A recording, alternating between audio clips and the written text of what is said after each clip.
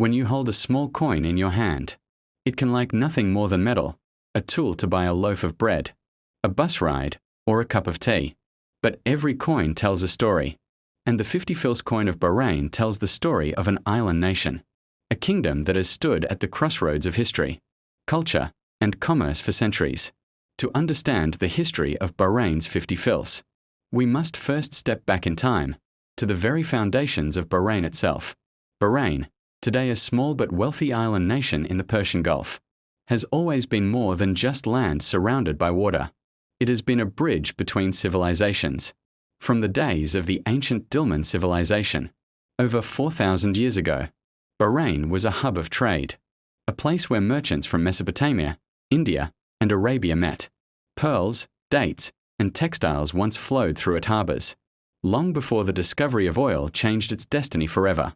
As centuries passed, Bahrain came under the influence of empires, the Portuguese, the Persians, and eventually the British. Each left its mark. But one thing remained constant: Bahrain's role as a place of exchange. And with exchange comes money. Long before the 50 fils coin existed, the people of Bahrain used the currencies of others. For much of the 19th and 20th centuries, trade was carried out using the Indian rupee, a sign of how closely linked the Gulf region was with India. Later, the Gulf rupee, issued by the Reserve Bank of India specifically for Gulf states, became the standard currency.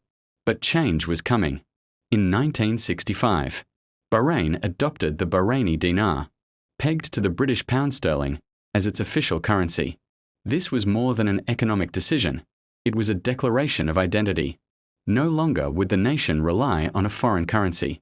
Bahrain would mint its own coins, symbols of sovereignty, progress, and pride. Among the denominations introduced was the 50 fils coin, a half-dinar subdivision. At first glance, it was just another coin. But to the people of Bahrain, it quickly became something much more. Why? Because the 50 fils was practical. It was the coin most often used in daily transactions. Whether buying groceries in the bustling Manama souk, paying for a taxi ride through the narrow streets, or handing pocket money to children, it was the people's coin. And as decades passed, the 50 fils coin would evolve, carrying different designs, metals, and symbols. Each version reflected not only Bahrain's economy but also its culture, politics, and national identity. Coins are never just about commerce. They are messages cast in metal, tiny ambassadors of a nation's values and vision. On one side of the 50 fils coin, the design often carried national emblems, palm trees, pearls, traditional Arabic calligraphy, or references to Bahrain's proud maritime heritage. On the other side, inscriptions tied it to the monarchy, anchoring it firmly in the story of the kingdom. Over the years, the coin would witness economic booms fueled by oil, moments of regional tension, and the steady modernization of Bahraini society.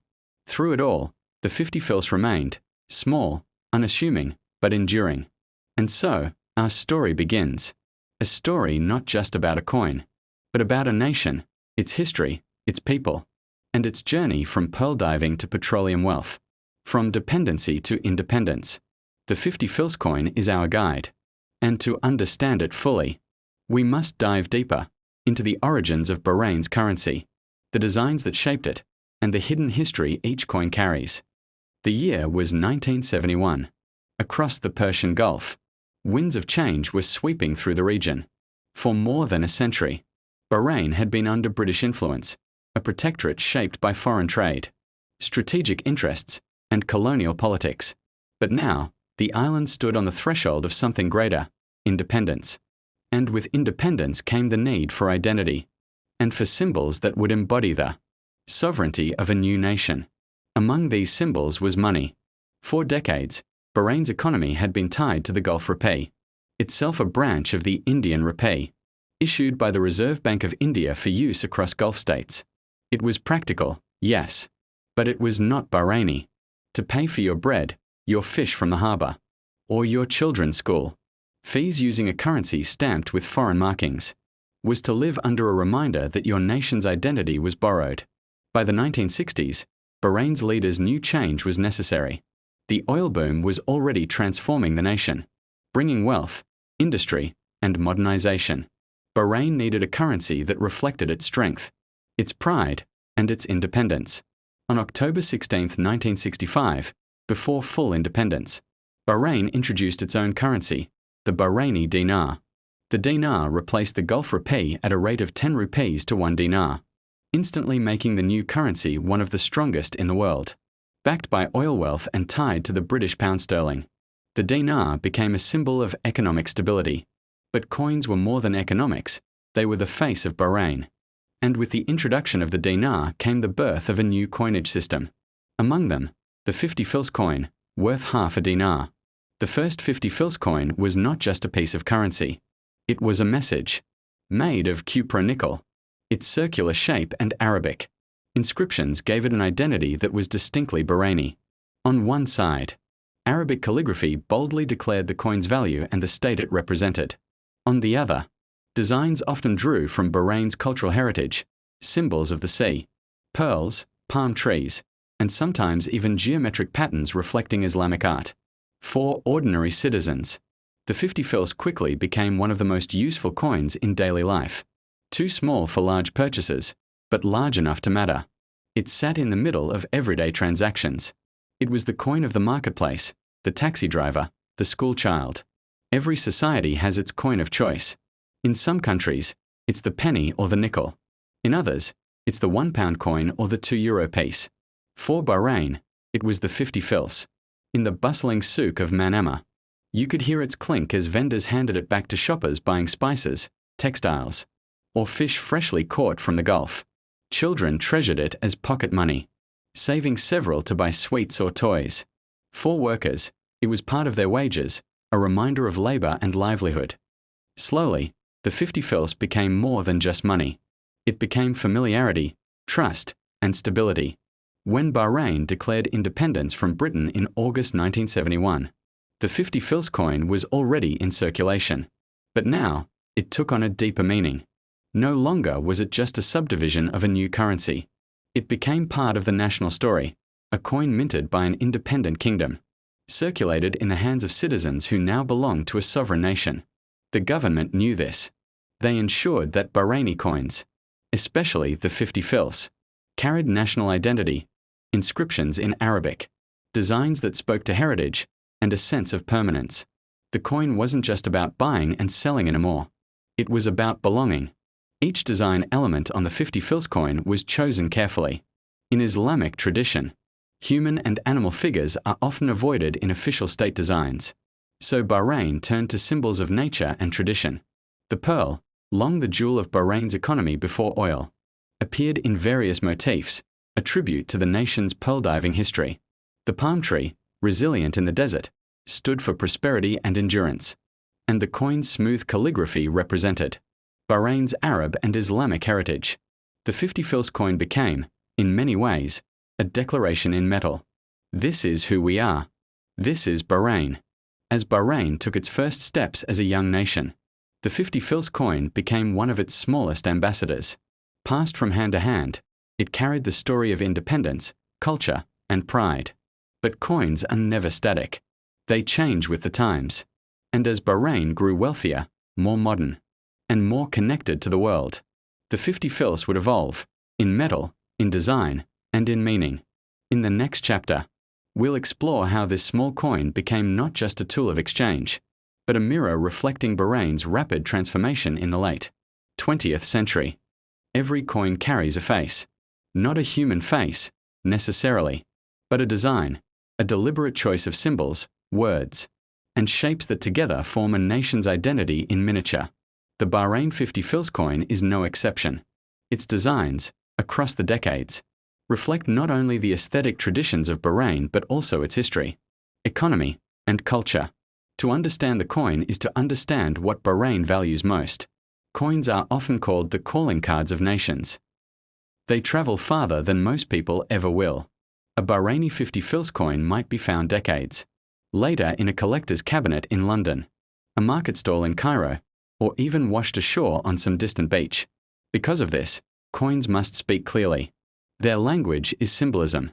On the Bahrain 50 fils, this language is expressed through Arabic calligraphy, maritime imagery, pearls, and palm trees, all deeply rooted in Bahrain's identity. The first thing many notice on the 50 fils coin is the Arabic script. Unlike Western coinage, which often relies on portraits of monarchs or politicians, Bahraini coins use words as art. The script is elegant, flowing, and balanced. It typically declares the coin's value, 50 fils, and the issuing authority, the Kingdom of Bahrain. This is more than just writing.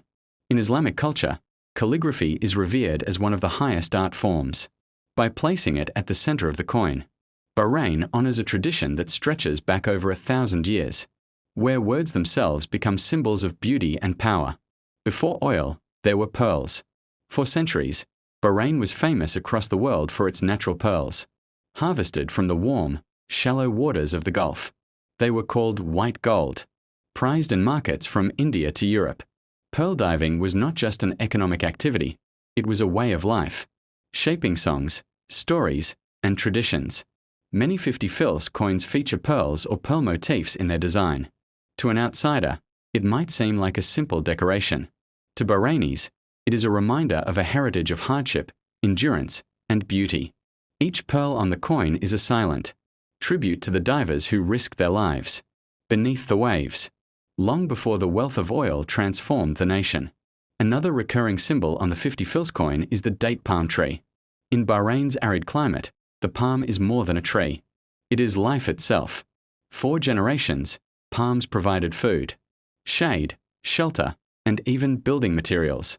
Entire villages once depended on palm groves for survival. By engraving the palm on its coins, Bahrain pays homage to its resilience, the ability to thrive even in the harshest of landscapes. Just as the palm bends but does not break in the wind, so too does Bahrain endure the tests of history. Some issues of the 50 fils coin also feature maritime imagery, such as waves or the silhouette of a dhow, the traditional wooden sailing vessel of the Gulf. The dhow represents Bahrain's history as a seafaring nation, one of trade, pearl diving, and exploration. Long before oil tankers and modern ports, the dhow was the lifeline of Bahrain, connecting it to India, Persia, and beyond. When you see a dhow on a coin, you are looking at a tribute to Bahrain's role as a bridge between cultures and a hub of maritime commerce. What is striking about the 50 fils coin is its simplicity.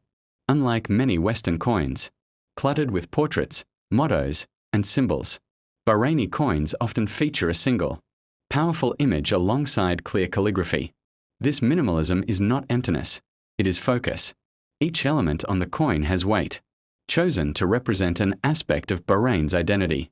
The pearl for beauty and heritage, the palm tree for resilience and life, the dhow for trade and connection, the script for faith and culture. Together, they form a narrative in metal, telling the story of Bahrain in a way that even someone who cannot read the words can still feel the meaning. Over the decades, as Bahrain modernized, the designs of the 50 fils coin have changed. Some were updated to reflect the reign of different rulers.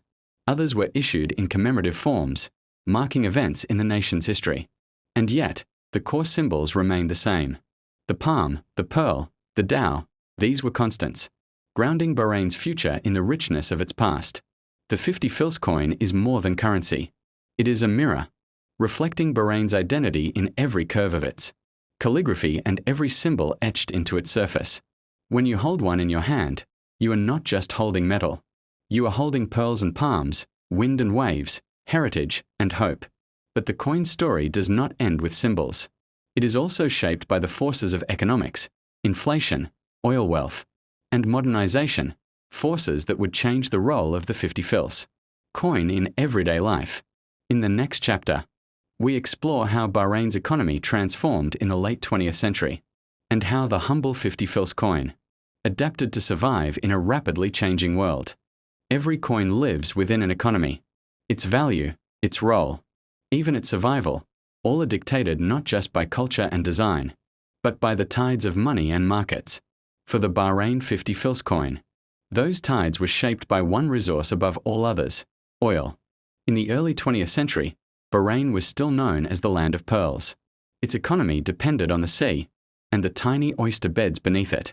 But by the 1930s, a new chapter had begun.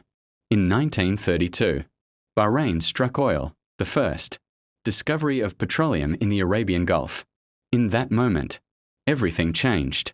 Within decades, oil revenue flowed into the kingdom, transforming a society that had once relied on fishing and pearl, diving into a modern state with roads, schools, hospitals, and an expanding middle class.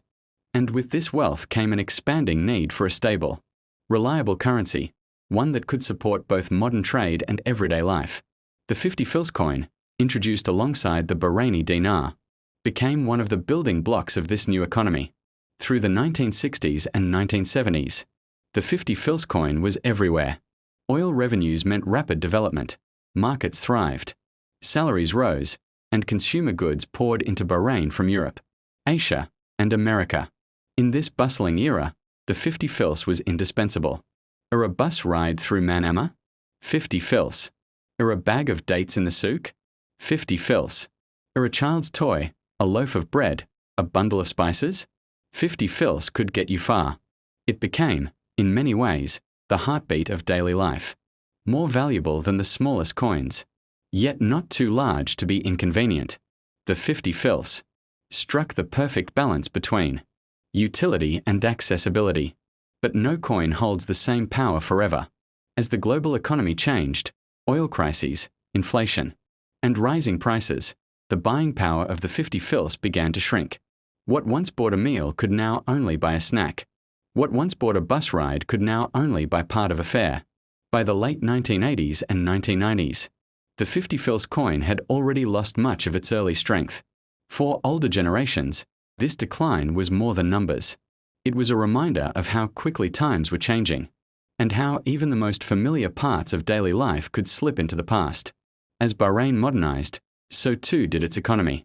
Supermarkets replaced small markets, shopping malls rose across the island, and electronic transactions began to emerge. For many Bahrainis, the 50 fils coin remained a practical tool, handed over at cash registers, tucked into change purses, dropped into vending machines.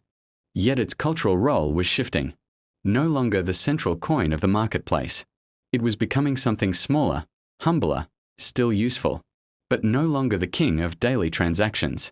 Oil wealth brought Bahrain prosperity, but it also created challenges. Rising costs, growing populations, and the introduction of new services reshaped the economy. The 50 fils coin, once a symbol of purchasing power, began to symbolize something else: continuity.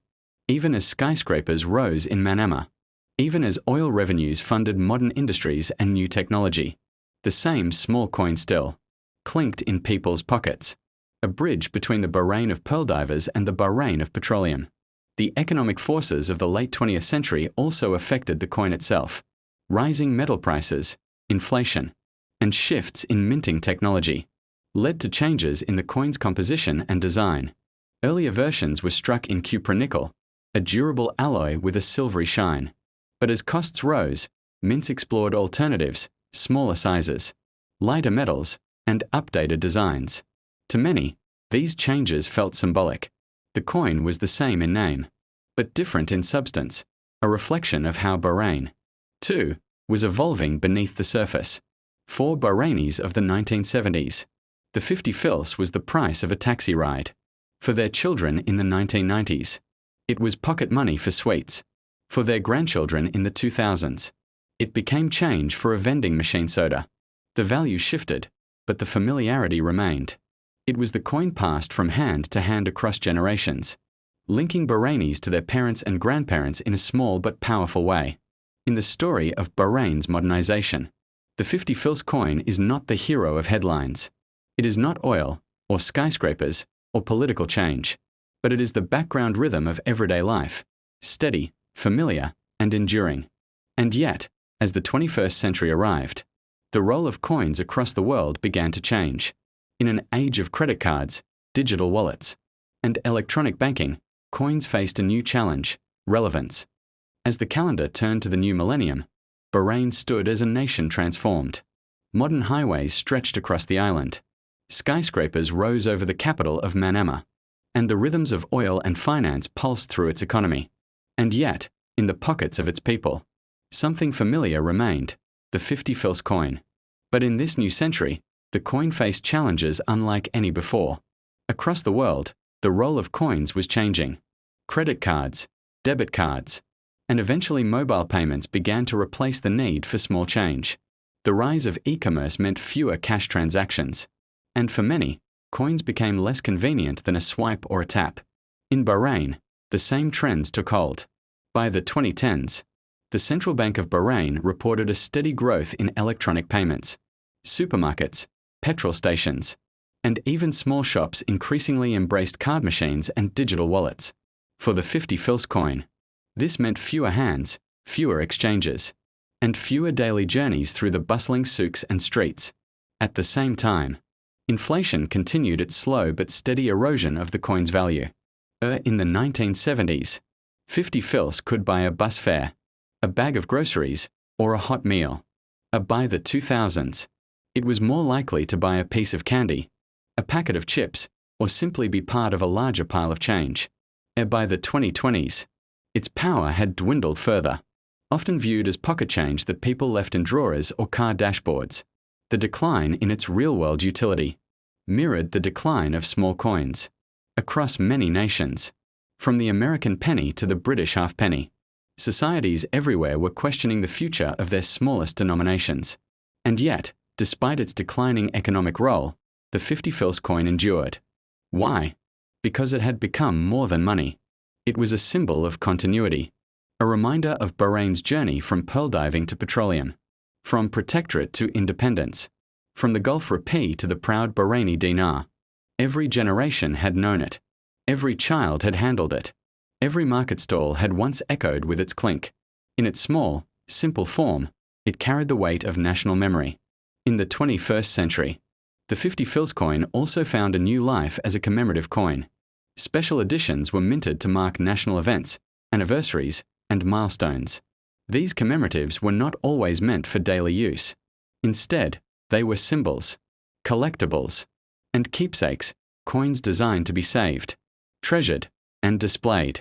For example, a coins issued to celebrate Bahrain's National Day, issues commemorating major sporting events hosted in the kingdom, anniversary coins marking Bahrain's milestones of independence and development.